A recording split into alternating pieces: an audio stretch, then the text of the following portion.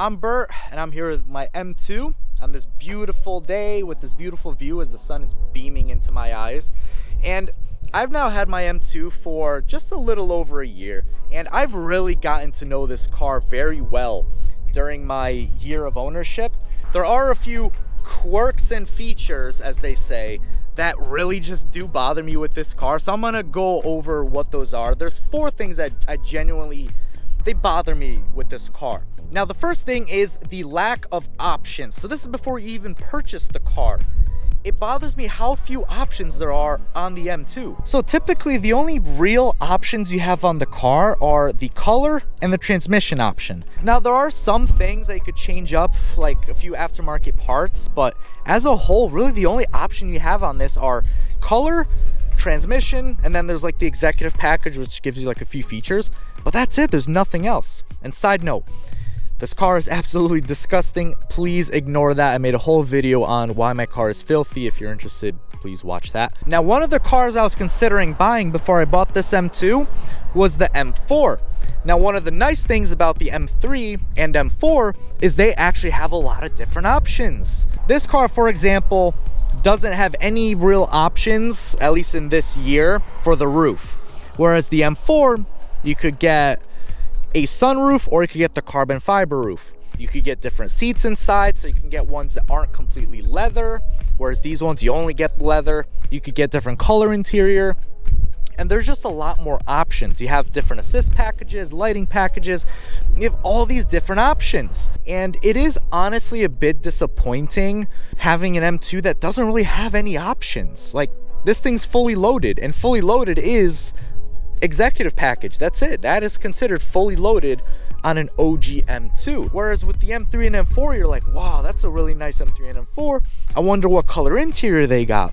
I wonder, did they get all the options for the adaptive suspension? Does it have the upgraded headlights, or does it have the other headlights? And there's just a lot of questions, you know, like what kind of roof does it have? Does it have carbon fiber or the sunroof? What kind of seats does it have? All these things are things that you wonder when you see an M3 and M4. Whereas with an M2, there's no mystery. What you see is what you get. Now, on the flip side, that could be a really positive thing, and let me go into that a little bit. Now, there is a video that exists of Jeremy Clarkson talking about the M2, and I'll link that somewhere either here or in the description. And he makes a good comparison in the video, and he says that when you get a car that, like, you could play with all the settings, you can get whatever suspension you want on it, you can play around with the different sports settings, whatever. It's like the chef bringing you the fish and saying for you to cook it, you make it how you want. And his perspective is basically, well, no, you're the chef, you cook it, you bring me the fish exactly how it's supposed to be. So it's kind of saying that this car is exactly as it's intended to be. There's nothing fancy about this car. There's nothing extra about this car. There's no extra options and luxury features. It's just a proper driver's car. So yes, it is disappointing that this car really doesn't have any options, but at the same time, it's kind of a nice feeling because you know that you just buy the car for the car itself, for how the car drives, how it performs.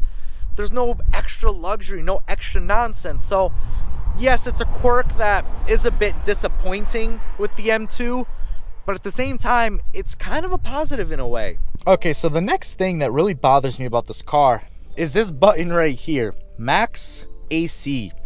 So this is the air conditioning button. And what really bothers me is when you press it, it just turns on your air conditioning to the absolute max. Pretty much self-explanatory, exactly what it says. And the reason why this button bothers me so much is because just about every car out there, instead of a max AC button, it has a sync button for dual climates. So let's say both climate zones are on 75. And let me actually turn off air conditioning. And I want to set it to a nice 69. I have to also set this one to 69.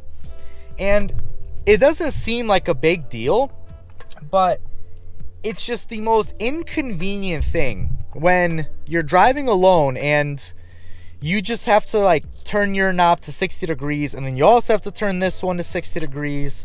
Then it gets a little cold, so you want to turn the heat up a little bit, so you turn this one to 74, then you got to turn this one to 74, and I just don't understand why they opted for a max AC button instead of a sync feature like every other car out there. I just don't understand. So not only do you have to like adjust them individually, the button itself just genuinely doesn't make all that much sense. And let me tell you why. You see, I live in New England, and one of the features of New England is we have 4 seasons. You have summer, spring, fall, and winter. Generally 2 kind of warm or hot seasons and 2 cooler and cold seasons. AC, you only typically use 1 to 2 of those seasons. You only use it maybe half of the year. So why would you put in a button in the car to give you max air conditioning that you only really utilize half the year? The sync feature I would use year round. And on top of that too, one of the kind of annoying features about having a max AC button is when you typically need it most is when you first get in the car and the car is blistering hot, the seats are hot, you just get blasted by the wave of heat as you enter the car. That's when you want the most cool air. So you turn on max AC and everything turns to the max, and what do you get blasted with?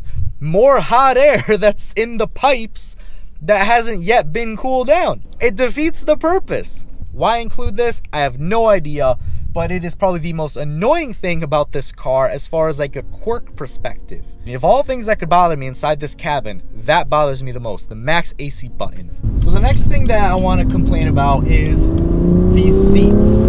These seats I am not a fan of inside the OG M2. And I don't want to sound like every other BMW M2 owner that didn't get the competition that's complaining about the seats, but I have a genuine issue that I really don't like with these seats. The issue that I have with them is that they just do not hold you very well in the turns. So I owned a dual clutch version of this car. Now when you have a dual clutch version of this car, there's more points of contact between you and the car. So when you're driving, you have 2 hands on the steering wheel. Even if you're shifting, you always have 2 hands on the steering wheel. 1 foot is generally going to be on the dead pedal, and then your butt is on the seat. Now with the manual, it's a little different. And what I mean is, when you have the manual, at some point, you're only going to have 2 points of contact between you and the car. You're usually going to have 1 hand on the wheel and then your butt. That's it. Because for me, in the left-hand drive version of the car, if I'm going to shift, I have 1 hand on the wheel. This one's going to grab the stick to shift. My left foot is no longer on the dead pedal. It's now going to the clutch. So the only points of contact I have between me and the car is just this 1 hand and my butt. Now in general, I'm not a huge fan of shifting in turns. In general, you're not supposed to. You're supposed to only shift on straights, like before and after turns. You're supposed to just hold the gear going through the turn because it can upset the balance of the car if you shift mid-turn. But sometimes you just have to shift. It is what it is. And most of us drive at normal speeds where shifting in a turn is not going to be enough to upset the balance of the car and kind of throw you off. But sometimes you have enough kind of a G-force on you that it can be a bit, what's the word I'm looking for? It's not very confidence inspiring shifting in a turn sometimes with these seats. Now I've never actually had the issue where I've really kind of slid out of my seat, but sometimes as I'm like going to shift, like I'm like so on the edge of the seat, and depending what I'm wearing, if what I'm wearing is a bit slippery with these leather seats, it's again not very confidence inspiring. Now I don't know if the upgraded seats are a little better maybe, but the basic seats, even with these dialed in, the little side bolsters, I just don't know how else to put it. They're not very confidence inspiring when you shift. So again, this is something that really only pertains to the manual, because if you're in a tight turn and you have to shift in the DCT, you're still pretty planted in the seat. Like you can have your foot braced up, like you're well in that seat. But in the manual, because you lose those points of contact as you're about to shift, it can be a little nervous sometimes. So that's one thing I really don't like about this car is these seats. Now, the 1-2 shift in this car. So if I start the car up, right? Let's get going. Let's really rev it up. See, it's a very kind of awkward shift.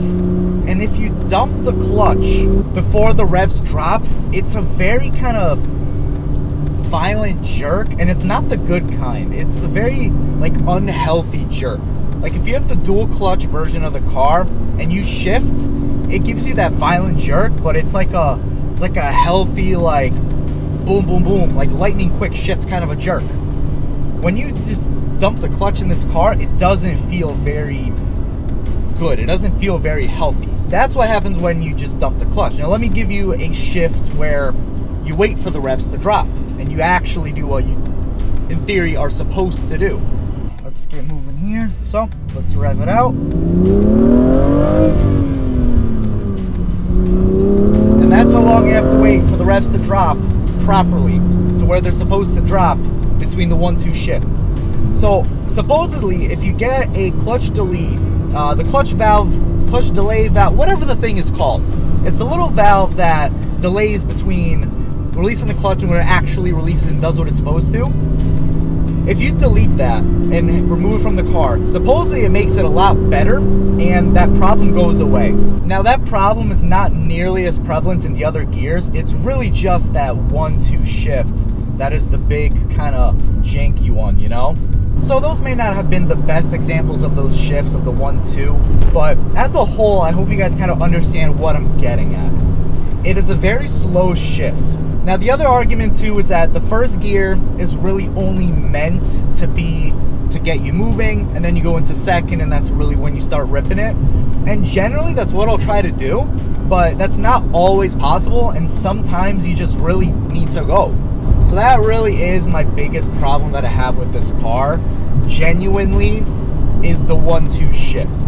Most things with this car tend to be kind of nitpicky quirks, but really the seats and kind of their lack of confidence, inspiration in the middle of turns while you're shifting, it's an issue, but I can live with it.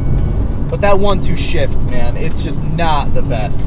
So those are a few things that I don't like about the OG BMW M2. Some of them are a bit quirky and very nitpicky because honestly, it's a phenomenal car and there's so many good things about this car. There's so many things I love about this car. I genuinely love this car. But there are quirks that after owning it for a year, they start to stand out and you really start to notice them and they start to bother you. They really, really do. So if you like this video, leave me a like and subscribe if you want to see more videos. It'll really help me to get that 1,000 subscribers so I can start making money off this channel. So if you could, that would be awesome and really, really appreciated. If not, thank you so much for stopping by anyway. I still appreciate it.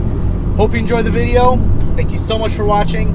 Till next time.